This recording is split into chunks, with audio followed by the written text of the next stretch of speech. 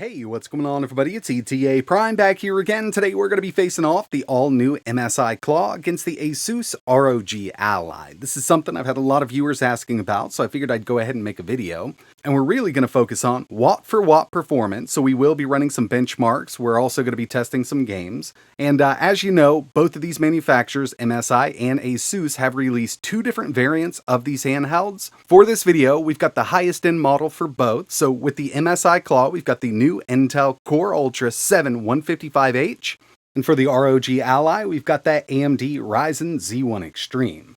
Both of these handhelds feature a 7-inch 120Hz IPS display, and to tell you the truth, I really do like the way the MSI Claw screen looks over the ROG Ally. It's actually a really nice screen that MSI chose to use. We've got some super deep blacks, really great viewing angles, but both of these are IPS screens. Another thing both of these handhelds have in common is they're both running Windows 11 instead of Linux like the Steam Deck, and we can actually take the wattage up on these quite high.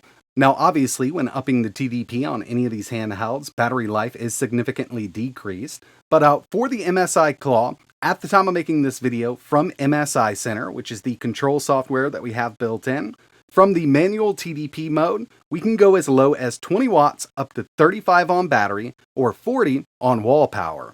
We're going to be testing both of these devices at two different TDP levels, and we're going to get kind of a hard lock at those TDPs, 20 watts and 30 watts. I'm going to run some benchmarks. We're also going to test out some gaming on this thing. But before we jump into it, I do want to give you a quick rundown on the specs here.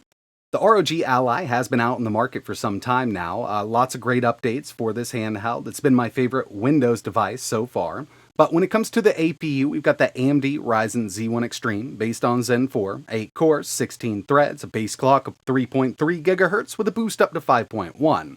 Built-in Radeon RDNA 3 graphics with 12 compute units up to 2700 MHz, 16 GB of LPDDR5 at 6400, a 7-inch 120Hz IPS display at 1080p, Wi-Fi 6E, Bluetooth 5.2, a 40 watt-hour battery, and again, we're running Windows 11.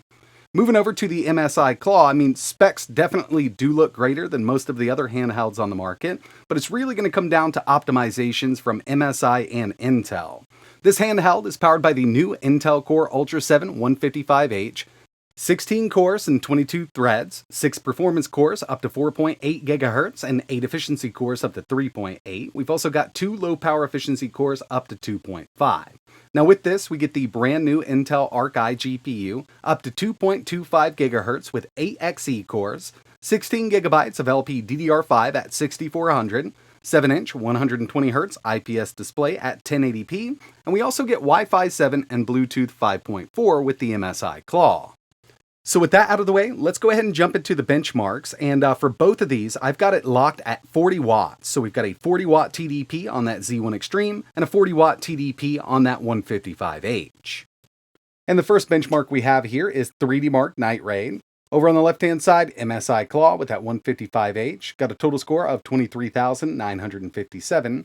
And the ROG Ally scored a 29,085. And if you take a look at the graphics score and CPU score, you can see that the ROG Ally with that Z1 Extreme is beating out that 155H in CPU, at least with this benchmark. But moving over to the next one, we've got 3D Mark Firestrike, and it's a totally different case, kind of flip-flop. MSI Claw with that 155H is coming ahead with a total score of 8,320. ROG Ally, 7,640. And the final one we have here is Time Spy. And I'll tell you what, in these synthetic benchmarks with that 155H, we're getting a nice jump over the ROG Ally Z1 Extreme. But is this going to transfer over to real-world performance? Because in the past, while running benchmarks on these Core Ultra CPUs, we tend to get some really good synthetic scores, but then when we move over to real-world performance, kind of falls right on its face. So let's move over to some gaming, and the first one we have here is definitely an easier one to run on these iGPUs. We've got Forza Horizon 5. Both at a 20 watt TDP, 720p, low settings, no resolution scale. Over on the left-hand side, we've got that ROG Ally coming way ahead, and I will admit that this game does favor AMD a bit, so I suspected we'd get better performance over here. And again, I tested all of these games at 20 watts and 30 watts. So with Forza Horizon 5, 20 watts on the ROG Ally, we had an average of 88. On the MSI Claw at 20 watts, 50, and of course going up to 30, 97 on the Ally, and only 60 on the MSI Claw. So yeah, at least with this one, ROG Ally coming way ahead here. Next up, we've got Shadow of the Tomb Raider, 720p, medium settings, and just to make it a little more interesting, I did record all of the 30-watt footage from now on, and straight off the bat, right in the beginning of this benchmark, we can see that the ROG Ally is coming ahead of the MSI Claw.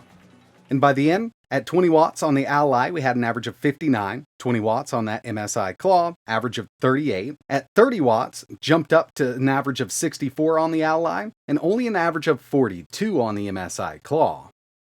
Here's Horizon Zero Dawn, and I really haven't had great luck with these Intel iGPUs and this game here. Not exactly sure what the issue is, but just taking a look at Afterburner in the top left-hand corner, you can see we're almost doubling the frame rate of the MSI Claw on the ROG Ally.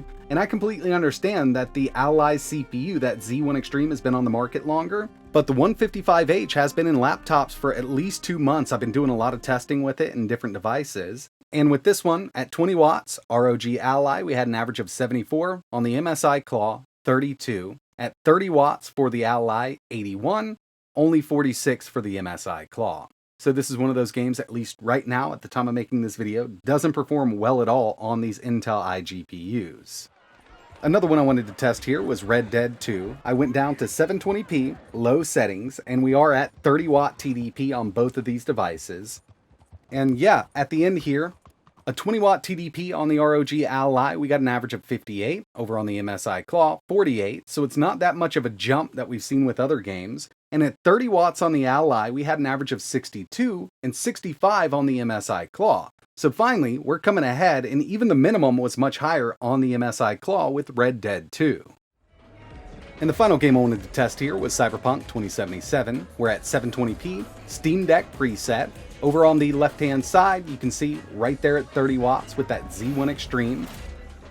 And it looks like on the Ally at 20 watts, we had an average of 58. On the MSI Claw at 20 watts, only an average of 27.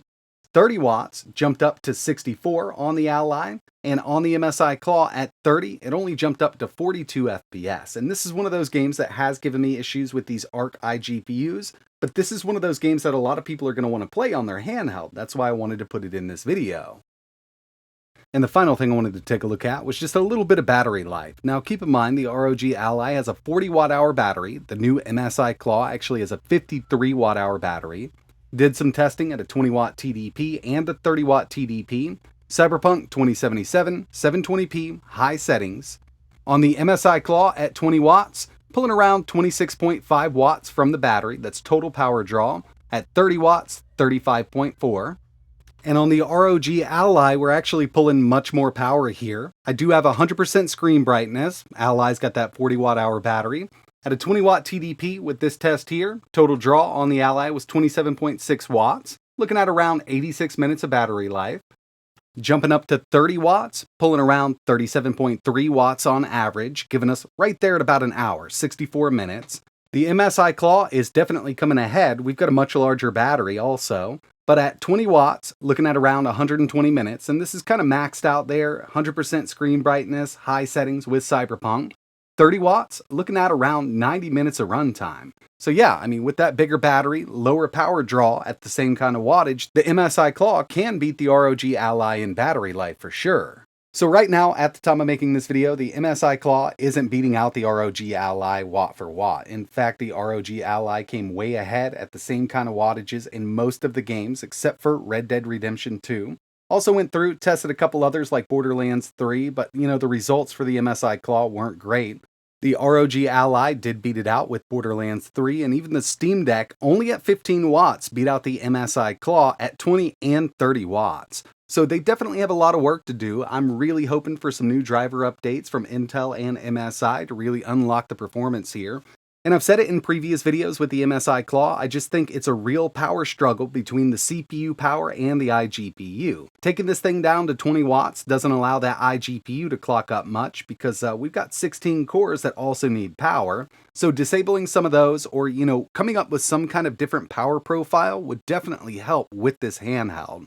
But that's going to wrap it up for this video. I'd love to know your thoughts in the comments below. I know a lot of you are probably already going to say, no, I'm not interested in it, seeing the performance here. But, if we could match the ROG Ally, I think that this would be a really awesome handheld. I love the look. They did a great job designing this thing. Feels nice in the hand, and it does have an absolutely beautiful 7-inch 120Hz IPS display. If you've got any questions or you want to see anything else running on the Claw, let me know in the comments. And like always, thanks for watching.